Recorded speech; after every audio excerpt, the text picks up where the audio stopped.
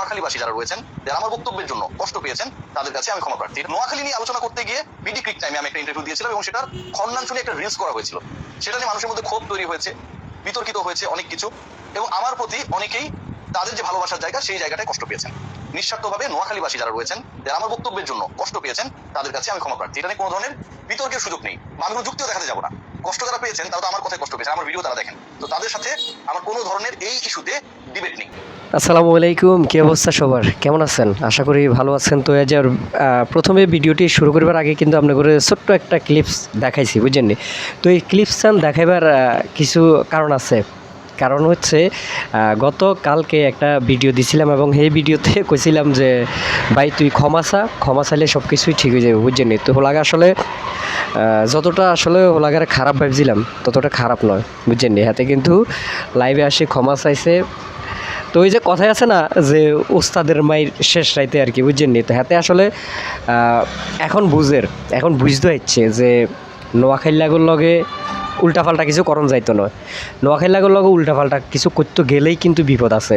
এটা কিন্তু হাতে ঠিকই বুঝতে হচ্ছে, বুঝছেন? তো বুঝতে হারার কারণেই কিন্তু হাতে লাইভে আসি ক্ষমা চাইছে। তো আপনারা অবশ্যই সবাই ক্ষমা করে দিবেন। হাতে আসলে বুঝতে পারেন ওই যে আসলে কাগরে লই হাতে এ ধরনের কটূক্তি করের বা নোয়াখাইলা করে লই যে কটূক্তি করলে যে কী হইতো হারে, এটা হাতে আসলে বুঝতে হারানো, বুঝেননি? তাই গতকালকের ভিডিওতে কইছিলাম যে ক্ষমা তোমার চাইতে হইব, তুমি যত কিছুই করো ক্ষমা চাইতে হইব। মোটামুটি ভিডিওটা আপলোড দিবার পরে প্রায় 2-3 ঘন্টার ভিতরে কিন্তু হাতে নতুন একটা লাইভ করছে এবং এইখানে আসি নোয়াখাইলাগো কাছে ক্ষমা চাইছে। নোয়াখাইলাতে একটা উক্তি আছে, এটা হচ্ছে যে ওই যে কথাই আছে না যে বালা ড্যাশ কাটি বিছিন বালাই, বুঝেননি? তা হেতার অবস্থা এটা হয়েছে আর কি। হাতে আসিল বালা হিয়ন্তুন মানে অনভূত হেতার লগে লগ লইছে, হাতে আইসে নোয়াখাইলাগো বিরুদ্ধে কথা কইবার লাই। তো আর হাতে কি রইব?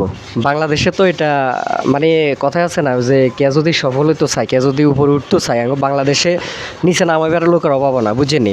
তাই পর্যন্ত দেখছিলাম যে বুঝি না কিছু যে নোয়াখালীর সম্পর্কে না, মানে নোয়াখালীর কিছু একটা করতে গেলে এটার মানে বাধা দিবার চেষ্টা করে, এটা লই বিভিন্ন রকমের কটূক্তি করে। শেষ পর্যন্ত কিন্তু নোয়াখালীরাই কিন্তু সফল হয়, বুঝেননি? এর পরেও কিন্তু কিছু কিছু জেলা আছে, কিছু কিছু জেলার লোকের মানে সহ্য না, বুঝেননি? তো যাই হোক, অবশেষে হাতে বুঝতে হচ্ছে, তার ভুলটি হাতে বুঝতে হচ্ছে যে আসলে নোয়াখাইলাগুর লগে যে কোনো বিষয় চ্যালেঞ্জ লন উচিত নয়, হাতে কিন্তু বুঝতে হচ্ছে। তো আপনারা আসলে বিষয়টা ক্ষমার দৃষ্টিতে দেখবেন আর কি। হাতে যেহেতু লাইভে আসে ক্ষমা চাইছে, তার ক্ষমা করি দেন উচিত। তো কিছুদিন আগে আপনার যে নোয়াখালীরা যখন আপনার বিভাগ চাইছিল আর কি, নোয়াখালী বিভাগ চাইটালেও কিন্তু বিভিন্ন রকমের ট্রল হয়েছিল, বুঝেননি? বিভিন্ন রকমের ট্রল হয়েছিল, বিশেষ করে কুমিল্লা, তারপর আরও বেশ কিছু জেলাতে মানে এটা লই যে নোয়াখাইলা করে কিলাই বিভাগ দিব বাবুরে। নোয়াখাইলারা মানে লাগে যেন উড়িয়ায় জুড়ি বইছে আর কি। নোয়াখাইলারা বিভাগ হাইতো নয়, হাইবার মানে চাইবার মতো নোয়াখাইলাগো কোনো অধিকার নাই। নোয়াখালী জেলা বিভাগ চাই, এটা চাইছে কিনলে, এটা লইও কত রকমের ট্রল, কত রকমের গান, কত কিছু হয়েছে। তা এখন নোয়াখাইলারা খেলবো, বুঝেননি? তো খেলবো হিয়ানেও বাধা, হিয়ানেতে কত রকমের কাহিনী কইল, নোয়াখাইলারা আনস্মার্ট, নোয়াখাইলারা খ্যাত, কত কিছু কইল। তো শেষ পর্যন্ত এতে নিজেই লাইভে ক্ষমা চাইলো, তো হইল নি। তো যাই হোক, আজকের ভিডিও এ পর্যন্ত। আর সামনে সাবধান, নোয়াখাইলাগো বিরুদ্ধে কোনো কথাবার্তা কইেন না। আজকের ভিডিও এ পর্যন্ত। আজকে আসলে আর বেশি কথা কইলে মন চান না আর কি। তো এই পর্যন্ত, সবাই ভালো থাকবেন, সুস্থ থাকবেন। আমি কইছিলাম গতকালকের ভিডিওতে কইছিলাম যে হাতে ক্ষমা চাইতে হইব, তো এটা আপনারা অবশ্যই মিলাই নেবেন যে আর কথাটা আসলে মিলছে কি না। আমি ভিডিওতে বারবারে কইছিলাম যে হাতে ক্ষমা চাইতে হইব, ক্ষমা চাইছে।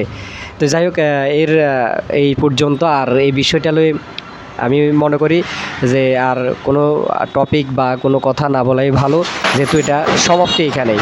ভালো থাকবেন, সুস্থ থাকবেন, আল্লাহ হাফেজ।